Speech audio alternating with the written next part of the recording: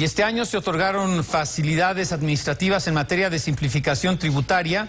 En este decreto se permite que algunos contribuyentes no presenten el dictamen fiscal a partir del ejercicio 2010 y suplan otorgando cierta información que el SAT debe dar a conocer.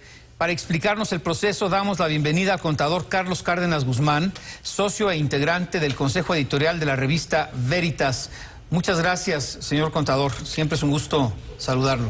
Igualmente, Oscar Mario, encantado de estar contigo y con tu auditorio. Si nos puede explicar brevemente qué es el dictamen fiscal y quiénes no están obligados a presentarlo.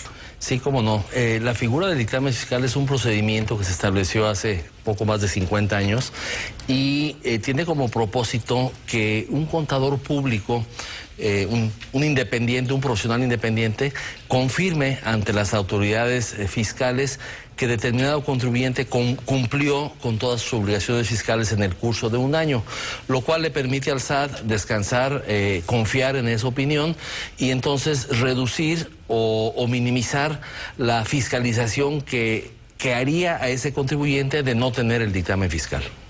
Bueno, el SAT ya dio a conocer la información que requerirá a los contribuyentes que opten por no presentar el dictamen fiscal. Sí, lo que sucede es que el pasado 30 de junio se emitió por parte del presidente Calderón un decreto dando algunas facilidades administrativas. Una de ellas fue en el sentido de que los contribuyentes que así lo decidieran podrían optar por no presentar el dictamen fiscal a cambio de que entregaran información que el SAT iba a precisar conforme a reglas de carácter general. Esta información todavía no se ha dado a conocer. Hay tiempo todavía. Estamos hablando de que esto se va a aplicar a partir de este ejercicio 2010, que debe declararse en marzo del próximo año. Lo que sí ya se estableció es que quienes vayan a optar por esta alternativa deben de manifestarlo así en su declaración, la que deben de presentar el próximo mes de marzo, y la información deberán presentarla a más tardar el 30 de junio del año 2011. Entonces, yo creo que aquí lo importante es que se tome nota de que se está obligado a manifestar que no se quieren dictaminar, que optan por no dictaminarse, y estar atentos a la información que publique el SAT para poder optar por no dictaminarse y entonces presentar esa información a más tardar en junio, ¿no? ¿Cuándo lo va a publicar el SAT? No hay una fecha definitiva, pero ya está muy avanzado el proyecto. Yo estimo que no debe pasar ya mucho tiempo para que estas reglas se den a conocer. Básicamente son reglas que tienden a demostrar que el contribuyente cumplió con sus obligaciones fiscales, ¿no? Y la realidad es que el presentar dictamen fiscal voluntariamente, como es la obligación, tiene sus ventajas, porque, por ejemplo, le evita al contribuyente recibir visitas directas de parte de la autoridad fiscal, le facilita las devoluciones de saldos de impuestos a favor y cuestiones de ese tipo, ¿no? Ahora, ¿la mayoría de los despachos están pues capacitados para presentar este dictamen? Bueno, mira, para poder emitir un dictamen se requiere tener un acreditamiento, está registrado ante el propio SAT, entonces se requiere ser contador público certificado y estar registrado ante el SAT. Entonces eso da ya una garantía de que quien va a emitir ese dictamen está capacitado para poderlo emitir, ¿no?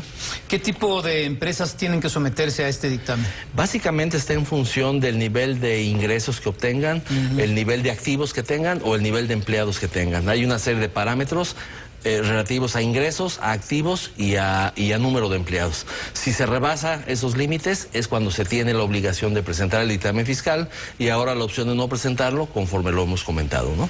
¿Y dónde se pueden conocer esos números y esas limitaciones o esas exigencias? Pues? Bueno, se establece en el propio Código Fiscal de la Federación, ahí está establecido cuáles son esos parámetros que año con año se van actualizando, ¿no? Le pregunto porque pues hay muchos, sobre todo pequeños empresarios que a veces pues no contratan quizá al despacho conveniente. Por eso le hacía esta pregunta. ¿Cuál sería su mensaje para ellos? Bueno, yo creo que sí es importante que, al igual que uno va a seleccionar quién le corte a uno el pelo, qué médico lo apoya a uno, el recurrir a un profesional de la Contaduría Pública para que emita un dictamen fiscal es un proceso de selección similar a eso. O sea, hay que asegurarnos que la persona pues, tenga las capacidades, los atributos profesionales para poder emitir ese dictamen. Y una forma de asegurarlo pues es justamente recurriendo a los contadores públicos que pertenecen al Colegio de Contadores Públicos de México, ¿Sería la lista del Colegio de Contadores Públicos? Exactamente. Los agremiados al Colegio de Contadores Públicos pues son contadores públicos que están capacitados, están certificados para la emisión de este tipo de dictámenes. Bueno, ¿algún comentario final, don Carlos?